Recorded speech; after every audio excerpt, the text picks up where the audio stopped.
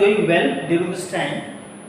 Students, right now your school is going to be open very soon, but currently your online classes is going on. In this online class, you have learned about this topic, types of control structure.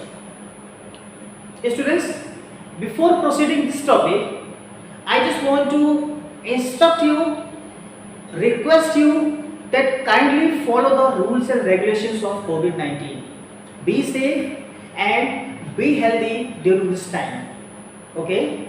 Because you know that whenever you're trying to study anything, you have to be mentally fit, and to become a healthy, you have to follow each and everything what your doctor is saying, that what your mother is saying, that what your father is saying, that. Okay, so students, right now it's time to begin this video, and as the whiteboard written here, the types of control structure. This is the one kind of Python programming series, and right now we are going to have some of the theoretical portion of types of control structure. And this video is very much fruitful for the student of class 6 to 12. Okay, so students, please watch this video till the end. Don't skip any part of that. Right? चलिए, अब start करते हैं हम इसके जो content से उसके बारे में डिटेल्स में बताने आपको जा रहा हूँ. So first question arises here, what is control structure? First question is, what is control structure? What is control structure? Okay? Students, जैसा कि आप जानते हैं, आप जब कभी भी आप पाइथन में कुछ प्रोग्राम्स बनाते हैं, जैसे मान लीजिए ये कुछ लाइंस के प्रोग्राम्स आपने बनाए हैं और आप चाहते हैं कि जब हमारा कंपाइलर इन सब लाइंस को प्रॉपर तरीके से एग्जीक्यूट करे, तो आपको क्या करना होगा. आप चाहते हैं कि कंपाइलर ने इसको एग्जीक्यूट किया, इसको अब चाहते हो कि ये हमारा कंट्रोल ट्रांसफर हो जाए यहाँ पे, अब ये वाला एग्जीक्यूट हो, यहाँ से जितने भी आगे हमारे इंस्ट्रक्शंस हैं वो सारे हमारे क्या हो, एग्जीक्यूट करें, यहाँ से जंप हो जाए यहाँ पे. ओके, आई मीन टू से whenever you are writing your Python program and you want the control must be transferred to any other part of the program, so that that program is going to be run once the previous execution is done. तो आप कर क्या रहे हो यहाँ पर, आप ये कर रहे हो कि यहाँ पर अपने कंट्रोल को, जो कंपाइलर का कंट्रोल है, वो आप ट्रांसफर कर रहे हो एक ब्लॉक से दूसरे ब्लॉक में. ठीक है, इसी को हम बोलते हैं कंट्रोल स्ट्रक्चर. ओके, सो आप यहां पे लिख सकते हैं आप, it is the feature in which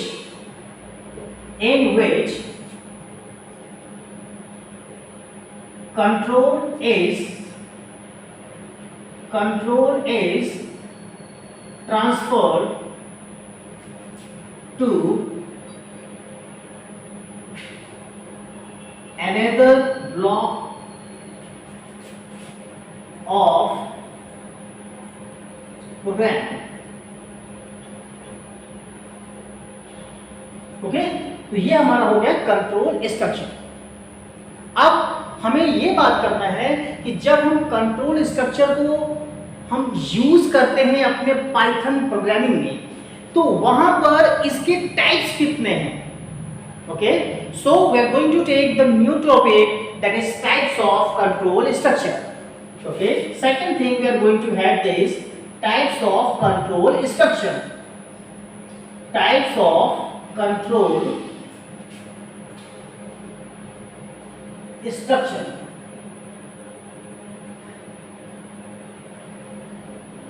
types of control structure.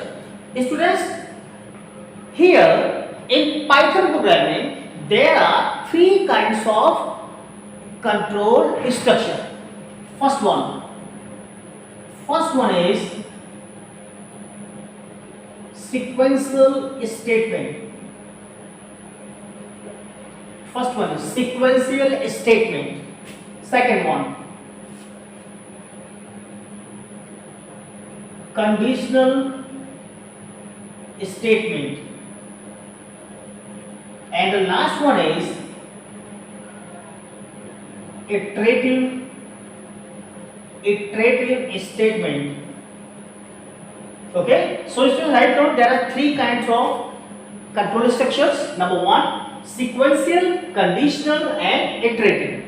Okay, so now we are going to talk about the first one, that is your sequential statement. Sequential statement.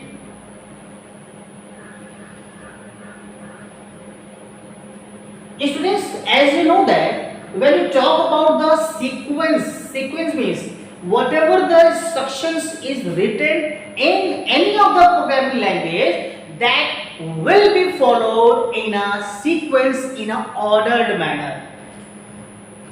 मतलब क्या हुआ कि अगर इंस्ट्रक्शन नंबर 1 पहले follow हुआ, तो instruction number 2 उसके बाद, फिर 3, फिर 4, फिर 5, फिर 6, इस तरीके से आपको यहाँ पर जो आपका प्रोग्राम है, प्रोग्राम के अंदर जितने इंस्ट्रक्शंस है वो वन बाय वन आपके फॉलो हो, one by one.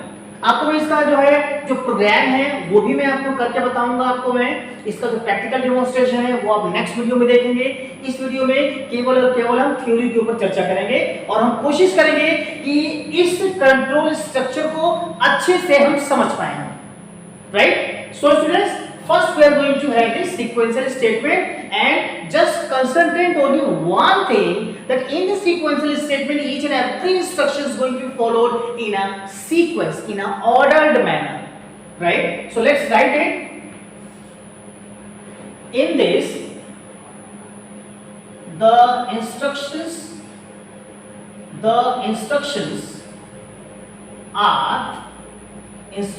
are executed in ordered or sequenced form, ठीक है, ordered या sequenced form।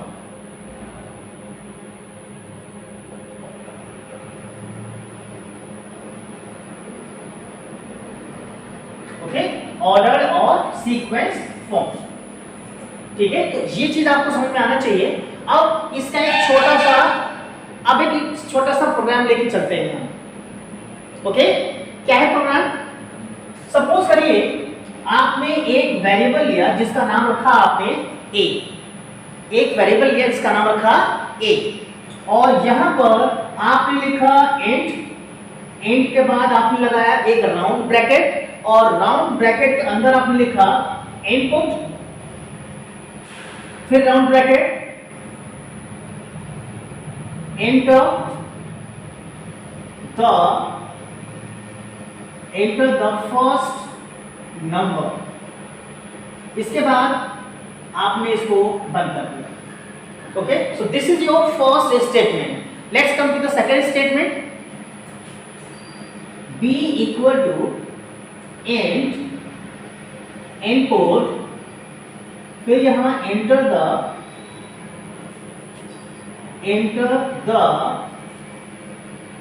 second number, enter the second number, ठीक है। दो चीजें हो गई। अब इतना करने के बाद अब आप दोनों नंबर्स के इनपुट किए गए इनपुट आप करोगे एग्जीक्यूशन के समय पे, ठीक है। वो चीज क्या हो जाएगा आपका यहाँ पर, अब आप उसका चाहे मल्टीप्लाई करें या डिवाइड करें या कुछ भी करें आप, ठीक है। Let's take one more variable. मैंने यहाँ लिखा प्रिंट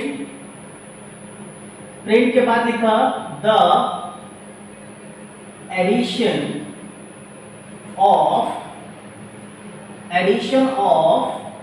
टू नंबर्स। और यहां मैंने लिख दिया a प्लस b।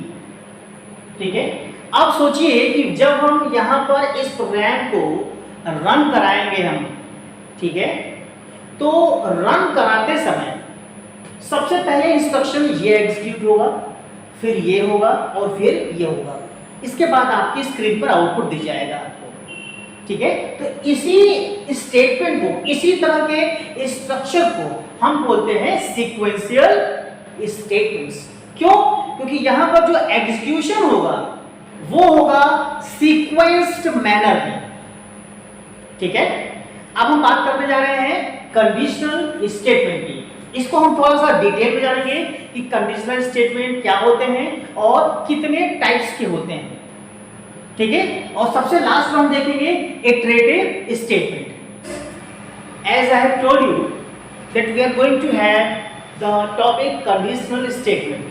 ठीक है, अब हमारा जो टॉपिक है वो हमारा है conditional statement. Conditional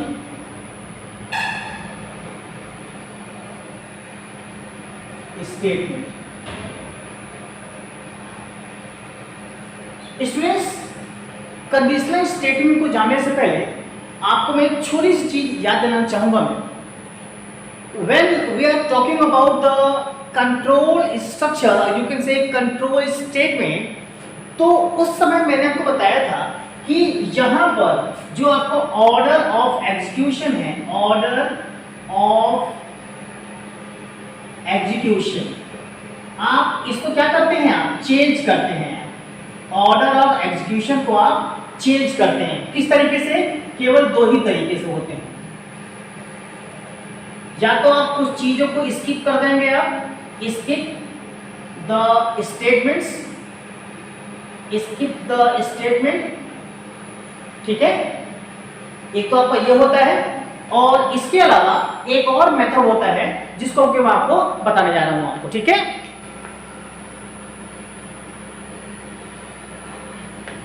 so students, second method जो आपका है यहां पर स्किपिंग के अलावा, वो है आपका रिपीटिंग। वो है आपका रिपीटिंग, यानी कि जब हम बात करते हैं कंट्रोल स्टेटमेंट की, कंट्रोल स्टेटमेंट की, कंट्रोल स्टेटमेंट, जब हम इसकी बात करते हैं हम, तो कंट्रोल स्टेटमेंट में ऑर्डर ऑफ एग्जीक्यूशन हम चेंज करते हैं। किन किन तरीकों से? या तो हम रिपीट करेंगे, या तो हम कुछ चीजों को स्किप कर देंगे। ठीक है, वैसे तो हमारा जो प्रोग्राम है वो प्रोग्राम स्टेप बाय स्टेप यानी सीक्वेंस मैनर में वो एग्जीक्यूट होता है। ठीक है, ये डिस्कस हुआ था थोड़ा सा, ये आपका स्टार्टिंग में, बिगिनिंग में डिस्कस हुआ था ये। ठीक है, अब हम बात करते हैं कंडीशनल स्टेटमेंट में।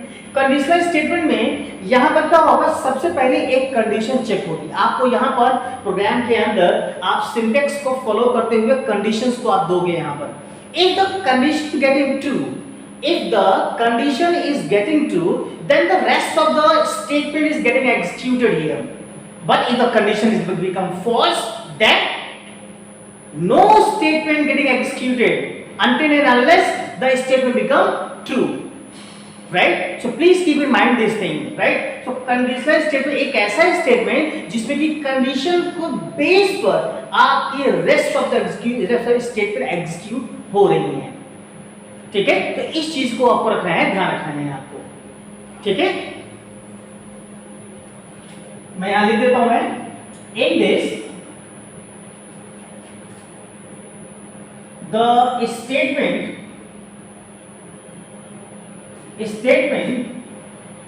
Are executed if the condition become true। अगर कंडीशन ट्रू है तो ही आपका हो गई। एक छोटा सा एग्जांपल लेते हैं हम। सपोज करिए कि आप एक फ्लो चार्ट बनाना चाहते हैं आप, ठीक है, और उस फ्लो चार्ट पे आप यूज कर रहे हैं, आप एक सिचुएशन यूज कर रहे हैं कि आप एक एटीएम पे गए और एटीएम से मनी विड्रॉ करने की बात आपने सोची। ओके, सो सबसे पहले हम बात करते हैं फ्लो चार्ट क्या होता है। Okay, let's have to talk about what is flow chart. It's a pictorial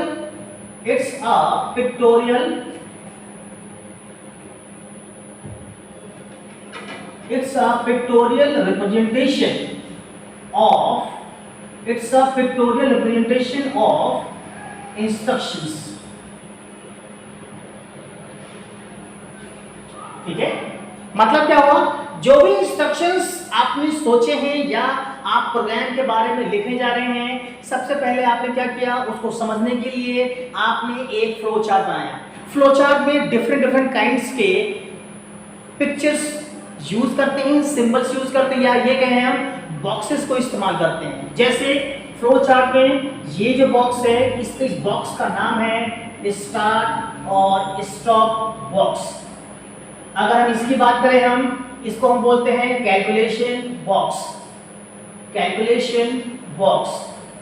अगर हम इसकी बात करते हैं, इस तरह के बॉक्स की बात करते हैं, तो इसको हम बोलते हैं इनपुट और आउटपुट बॉक्स। ठीक है, तो ये कुछ बॉक्स होते हैं, इन्हीं बॉक्सेस का हम यूज करते हैं। और भी कई तरह के बॉक्सेस होते हैं जिसको हम यूज करेंगे, लेकिन फिलहाल हम उस पर ध्यान उतना भी नहीं देंगे। हम बात कर रहे हैं कंडीशनल स्टेटमेंट की। हम सपोज करिए कि आप यहां पर एक एटीएम के पास गए आप, ठीक है, एटीएम मशीन के पास आप गए। जब आप एटीएम मशीन के पास गए, आपने अपना एटीएम इंसर्ट किया, तब मन में एक सवाल आया, is the pin is correct? अब यहां पर आपसे जब पिन मांगेगा, तो पिन यहां पर क्या होगा, मांगा जाएगा आपसे वो कि सही है या गलत है। ठीक है, यहां पर मैं एक चीज आपको थोड़ा सा मैं बताना चाहूंगा आपको मैं, कि ये जो रंबस है, इस रंबस का नाम होता है डिसीजन बॉक्स। इस डिसीजन बॉक्स में आप अपने स्मॉल क्वेश्चंस को, क्वेरीज को लिख सकते हैं आप। जैसे कि मैंने यहां लिखा है इज पेन इज करेक्ट। अब इसके यहां पर दो ही आंसर होंगे, या तो यस होगा या तो नो होगा, राइट। अब हम क्या करते हैं, यहां पर एक एरो लगाएंगे यहां और एक एरो लगाएंगे यहां लिख देते हैं नो और यहां लिख देते हैं यस। ठीक है, अब अगर पिन हमने गलत कर दिया, पिन को गलत कर दिया, तब क्या होगा, you are not able to withdraw your money। yes, you are unable to withdraw amount। आप यहां पर पैसे नहीं निकाल पाएंगे आप। Okay, if the pin is correct, then you are able to withdraw your money। You are able to withdraw money। ठीक है, अब इसके बाद इस प्रोग्राम को अब हम एग्जीक्यूट कर सकते हैं हम। ठीक है, इस फ्लो चार्ट को अब हम यहाँ पे एग्जीक्यूट करने के लिए कर सकते हैं। अब हम यहाँ पे सीधे कर देंगे स्टॉप। ये फ्लो चार्ट है और स्टॉप हो गया। तो ये छोटा सा फ्लो चार्ट था, और इस फ्लो चार्ट के माध्यम से ये बताने की कोशिश की गई है कि कंडीशन के बेस पे ही हमारे rest of the statements execute हो रहे हैं। यहाँ पर अगर हमारा कंडीशन फॉल्स हो गया तो कोई भी स्टेटमेंट एग्जीक्यूट नहीं होगी। ठीक है, इसीलिए इसको कहा गया है कंडीशनल स्टेटमेंट। ठीक है, चलिए अब हम आगे बढ़ते हैं। आगे हम जानेंगे कि कितने तरह के कंडीशनल स्टेटमेंट होते हैं। Okay, so types of conditional statement basically देखा जाए 3 तरह के होते हैं, लेकिन इसमें जो थर्ड पार्ट है, उस थर्ड पार्ट के 2 तरीके से हम उसको व्यू कर सकते हैं, डिस्प्ले कर सकते हैं, यूज कर सकते हैं। चलिए देखते हैं कौन कौन से होते हैं यहाँ पर। फर्स्ट वन हमारा है इफ एल्स। ठीक है, इसके बाद इफ स्टेटमेंट, थर्ड वन आपका if,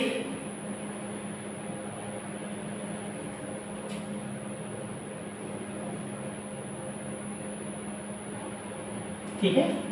So right now you are saying that there are three kinds of conditional statement.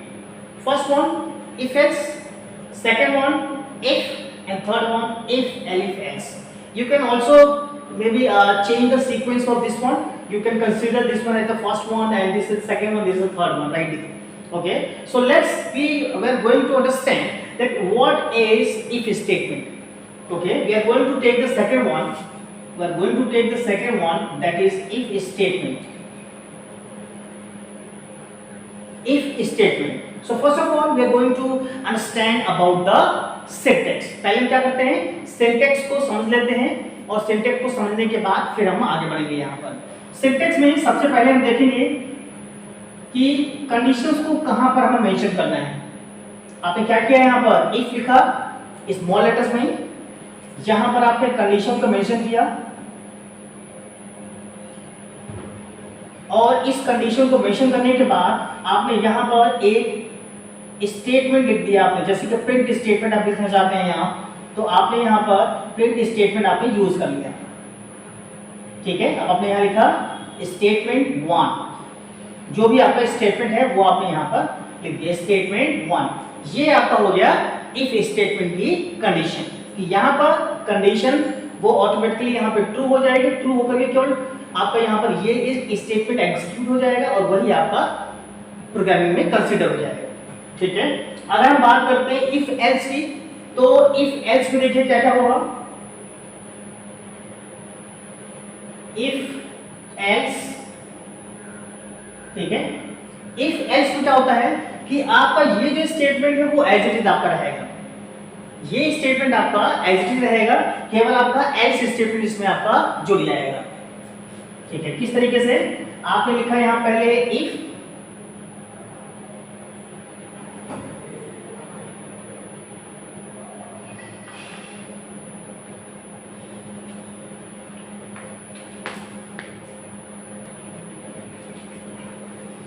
Okay. सो मैं आपसे बात कर रहा था यहाँ पर कि इफ एल्स का सिंटैक्स क्या होगा, right. So just right here syntax, and in this first of all you have to mention the condition here. You have to mention the condition, right? And once the condition become true, it will follow the statement 1. It will follow the statement 1, else it will follow the statement number 2. Statement number 2, right? So this is called if else statement. In this, once the condition getting true, then statement 1 will follow, and if the condition become false, then statement number 2 become false, right? Statement number, अगर हम इस चीज को देखें यहाँ पर इस statement में केवल कंडीशन आपका यहाँ पर जैसे एग्जीक्यूट हुआ ट्रू होगा, और यहाँ पर एक ही स्टेटमेंट आपका एग्जीक्यूट होगा, या जो भी आपने इंस्ट्रक्शंस लिखे होंगे वही केवल एग्जीक्यूट आपका होगा यहाँ पर. ठीक है, चलिए अब हम बात करते हैं यहाँ पर थर्ड वन की, जो कि हमारा दो तरीके से हम यूज कर सकते हैं. इसको हम टू वे से यूज कर सकते हैं, first method and second method. ये हम कब यूज करते हैं, if you are having the multiple conditions. So in third type if you are having the multiple conditions, ठीक है, तब हम उसको यूज कर सकते हैं. यहाँ किस तरीके से, आप यहाँ लिखिए इस तरीके से. सबसे पहले इफ एलिफ, इसके बाद एल्स, और इसका जो सिंटैक्स है वो कुछ इस तरीके से होगा. सबसे पहले क्या किया आपने लिखा इफ कंडीशन, जो भी आपकी कंडीशन है वो आपने लिखा. इस कंडीशन को लिखने के बाद अब आपने यहां पर लिखा स्टेटमेंट 1. अब आपने लिखा एलिफ, और इसके बाद फिर से आपने कंडीशन को मेंशन किया. फिर आपने कंडीशन को मेंशन किया. अगर ये ट्रू होगा फिर दूसरी कंडीशन, और इन केस अगर आपका ये कंडीशन ट्रू हो जाता है सेकंड वन, फिर इसके बाद स्टेटमेंट नंबर 2, फिर इसके बाद एल्स स्टेटमेंट नंबर 3. ठीक है, मैं रिपीट कर देता हूं, पर मैंने क्या समझाया है आपको. सबसे पहले क्या किया आपने, इफ कंडीशन को आपने समझा. इसके बाद अगर ये ट्रू हुआ फिर आपने लिखा स्टेटमेंट 1 एग्जीक्यूट होगा, अदरवाइज एल्स इफ आपका एलिफ आएगा, फिर कंडीशन एग्जीक्यूट होगा, फिर इसके बाद स्टेटमेंट 2 फॉलो होगा, अदरवाइज अगर ये गलत होता है तो स्टेटमेंट नंबर 3 आपका एग्जीक्यूट हो जाएगा। ठीक है, सो यहाँ पर जो भी कंडीशंस आप देख रहे हैं, यहाँ पर जो भी सिंटैक्स देख रहे हैं, ये प्रॉपर तरीके से आपको यहाँ पर एक वे बताया गया है कि किस तरीके से आप इस कंडीशन स्टेटमेंट को यूज करेंगे। ठीक है, जैसे कि मैंने आपको बताया कि इसकी जो प्रोग्रामिंग है इसकी, वो मैं आपको नेक्स्ट वीडियो में आपको बताऊंगा, और नेक्स्ट वीडियो में यहाँ पर आप समझेंगे कि किस तरीके से इफ एल्स स्टेटमेंट को यूज करना है पाइथन प्रोग्रामिंग में। यहाँ पर थ्योरेटिकल पोर्शन डिस्कस कर रहे हैं यहाँ पर।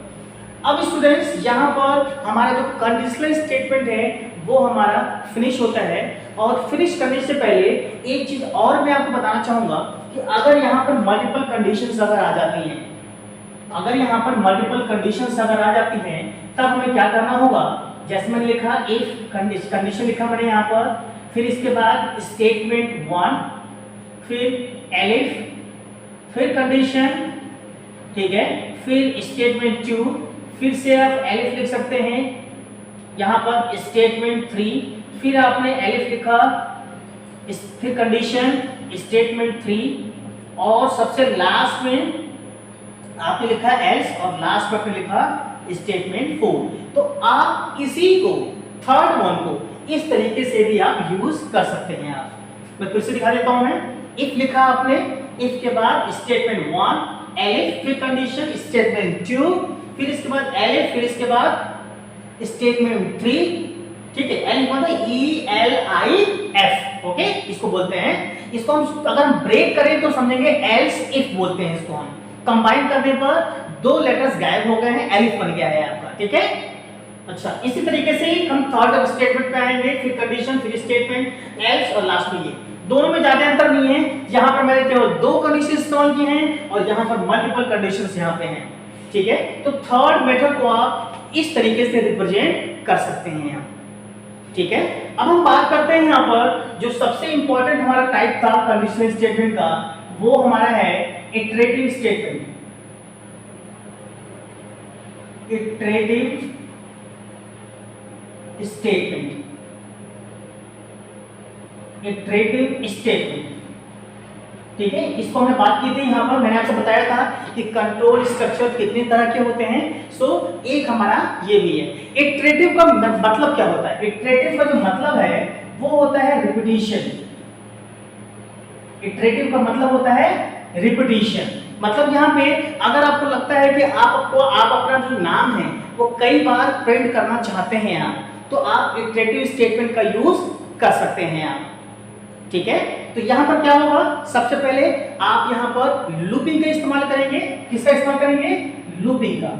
हम इटरेशन को हम यहाँ पर लूपिंग भी कह सकते हैं कि कोई पर्टिकुलर स्टेटमेंट बार बार रिपीट हो रही है, उसको हम कहते हैं लूपिंग। ओके, अब यहाँ पे हम क्या करते हैं कि जब हम इटरेटिव स्टेटमेंट की बात कर रहे हैं, it means whatever the particular statement is there, that statement going to be executed several times, that is called repetition, that is called iteration, you can say looping, right. इसमें भी आपकी conditions होती हैं, और उस कंडीशन के execute होने के बाद आपकी रिपीटिशन प्रोसेस हो जाती है। ठीक है, इस इटरेटिव स्टेटमेंट को हम नेक्स्ट चैप्टर में अच्छे से समझेंगे। हम यहाँ पर बस इतना आपको जानना है कि इटरेटिव स्टेटमेंट होता क्या है। ठीक है, यहाँ पर अगले वीडियो में, जब हम नेक्स्ट वीडियो में आपसे मिलेंगे, तो यहाँ पर केवल और केवल हम ध्यान रखेंगे इन सब के बारे में, कंडीशनल स्टेटमेंट के बारे में, सीक्वेंशियल स्टेटमेंट के बारे में। ठीक है, कि किस तरीके से हम अपने प्रोग्राम्स को एग्जीक्यूट करेंगे बाय यूजिंग सीक्वेंशियल स्टेटमेंट और conditional statement. Okay students, so students, मुझे उम्मीद है कि आज के इस वीडियो में काफी कुछ आपने सीखा होगा, काफी कुछ आपने समझा होगा। इन केस अगर आपकी कोई क्वेरी है, कोई डाउट है, जरूर आप मुझसे संपर्क करें। I will try to resolve as early as possible. But students, don't forget to subscribe my channel, and if you like anything, share this video to other of your friends. And one more thing, please don't forget to press the bell icon, because bell icon gives you one kind of notification for my updated videos. Okay students, so now it's time to finish up this video and keep watching the other videos also. So finally, I just want to say thank you so much for watching this video. Keep watching the other videos.